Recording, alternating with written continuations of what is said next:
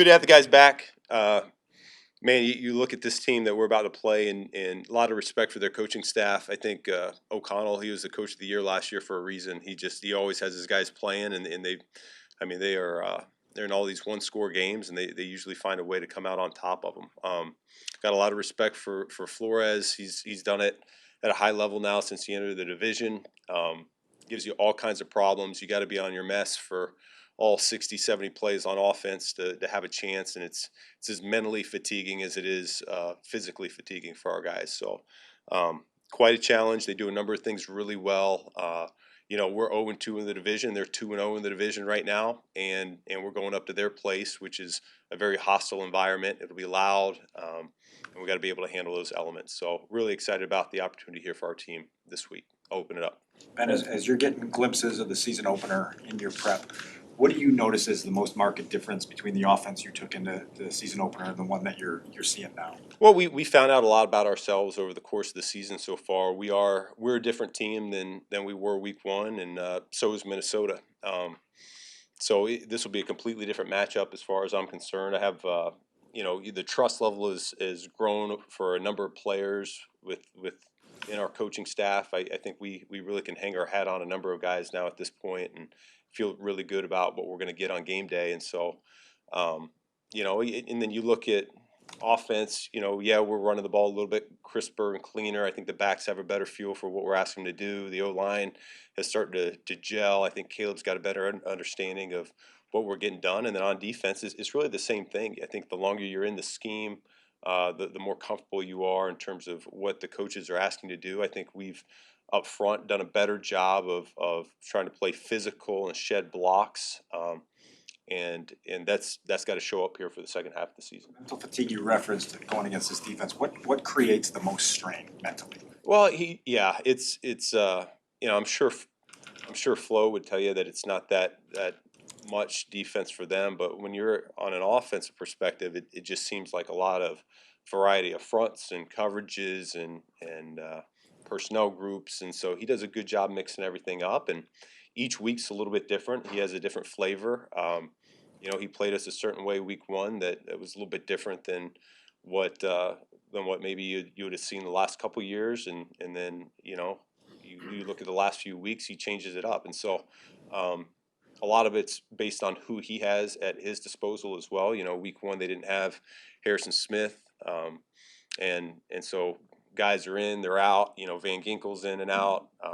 Renard, we'll see where he's at here this week, and so he does as good of a job as anybody making sure he puts his guys in a good spot and keep the opposing play caller guessing. He has an MO that he's going to blitz a lot, and I know that's what you're referring to. Like Caleb didn't face the blitz nearly as much as he did last year against Flores' defense. How challenging is that too? If you're trying to anticipate something, it doesn't happen, and then having to adjust to it. Yeah, no, I think it takes me back to in my early days in Miami when you'd go against New England. You just didn't know what they were going to be each week. Some weeks they would come out and throw it 50 times. Other weeks they would come out and run it 50 times. And, same thing with their defense. You just didn't know what front they were going to major in and what they were keying in on. And I think a lot of those elements, how he was brought up, probably carries over to his philosophy now. And, it shows up. It shows up for him. And so, yeah, it does create issues as you're trying to game plan because you want to make sure you're sound. You want to make sure that you got guys accounted for.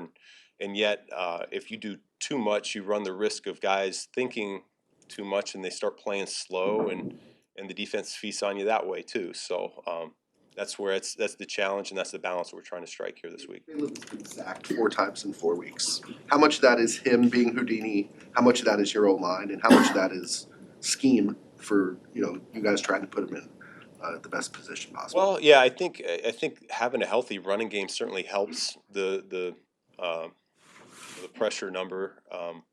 Because when a defense has respect for stopping your run game, then it certainly slows them down in their transition to pass rushers. So that could be part of it. But yeah, I think I've got a lot of confidence in our O-line right now and what they're doing. We've got some really clean pockets throughout. Tight ends are a big part of our protection scheme. So are our backs and even our receivers get involved occasionally with our drop back pass game as well. So I think it always starts there, but there's no mistaking what Caleb can do. He feels it, and the way he evades I think it's second to none. Ben, with Caleb, when you look at the way he's playing with the game on the line, is it a case where do you think he's focusing more in those high pressure situations? Is it possible that he's actually thinking more and processing more in those scenarios because he just has to?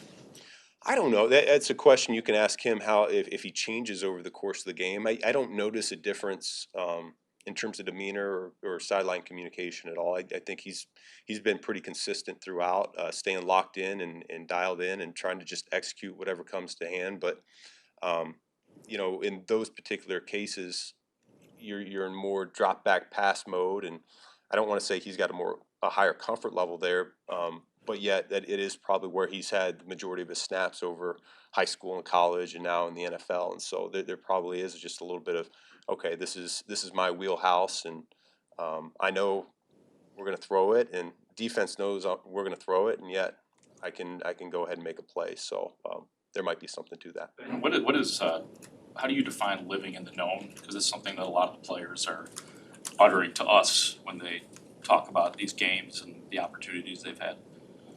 Yeah, I can't take credit for that because really Antoine Randall is such an integral part of what we're doing. Really, the entire coaching staff is doing a phenomenal job. They really are, and yet L's got an opportunity each week on Fridays to come up and talk with the team in the team meeting, and that's something he kind of struck on a few weeks ago, and it's really started to carry through for us, where he's talking about you start with this hope going into the season, and then you start pulling away with some of these wins, and you start believing in what we're doing, and the progress that we're making as a team, and then you get the next step is knowing what's going to happen next, and so it's really, I think he's been the one behind that movement. I'm glad the guys have really resonated with what he's said. It's kind of the vision of this coaching staff. You bring in all these guys with so many different experiences, from playing at this level to coaching here for a long time, and I think each and every one of them has had a profound impact on our team. Ben, can you give any update on the status of Kyler and Jalen, just in their recoveries and how far away they might be from? Yeah, I think we should be able to get them back at some point, end of the season here, but kind of to be determined on when those clocks will start clicking here. I just saw Jalen in the weight room, so he seems like he's excited about where he is right now, and he's hopeful that he's going to be able to be out on the practice field here in the near future. Kyler, you initially said it would seem like it would be a short-term IR. Is it? Correct. We're still thinking that. Okay. Yeah, we're still thinking that. So I can't tell you exactly when, but hopefully in the near future here. Back to Pat's question about the sacks. Like you mentioned the other day that Caleb has done a good job navigating those situations. Like what from week 1 to now, how has he gotten better at keeping himself out of those situations, whether it's holding on to the ball, to getting rid of the ball quicker, not holding on to it as long? Are you seeing something that's helping him help himself when he's under pressure? Shoot, I don't think so. I don't know. I think he's getting more confidence with the guys up front. The more he's out there, the more he sees it on tape. There's a few chances in there too that we stay in there just a tick longer, and we deliver that football even when the house is burning down. And there's a couple last week that we felt that way. There's a couple the week before that way as well. So when we talk about it with him, it's, you don't want to take away that natural instinct that he has, but yet there's a little bit of, man, if we stay in here, I think this unlocks even more of your game, and we'll have some more explosive plays potentially. And so we're working through that, and I think he's right on track with where we had hoped we would see him at midseason right now. Body language wise, you're pretty stoic, regardless of what you might be saying in the headset. When you see Caleb do some of these things at the last second, spin, kind of backwards out of the way, in your head, are you sitting there going, oh, look out? Or are you living and dying with, he backpedals 6 yards in the middle of a scramble the other day? I'm thinking I'm the best coach in America. Of a play call, wouldn't it? No, I think that's the beauty behind what we have going right now is, as a coaching staff, we try to get that primary receiver open as much as we can, and sometimes the defense doesn't cooperate with you, and so Caleb knows that if we can't get 1 to 2, or if he's feeling the pressure, that he can still make us right and we can still have a good play. So I think that's a cool thing about where we're at right now. Have you seen ways that What have you seen in the relationship between CJ and Dennis Allen, that they seem to have this connection where Dennis is able to get through to him and he is able to earn Dennis's trust? Yeah, well, I mean, they've got a history, and so I think like any relationship, it's not just all rainbows and sunshine all the time. But you have to be honest. You got to be direct, and I think all of our players respect that about our coaching staff, and I think Da embodies that. He's gonna tell you when you're doing it right and when you're doing it wrong, and so CJ appreciates that, and so. He's only been here a couple weeks, and yet I see a really good match for our team right now, our locker room. I agree with you. I think he's got immense trust in Da. I think he wouldn't be here if he didn't feel that way about where he is in his career. That we can't help him take him to another level as well. So it's a good thing, and I think it's good for our players too. I think they're feeling this swagger, and it's starting to percolate a little bit through our whole building. So it's good. Yeah. Thank you.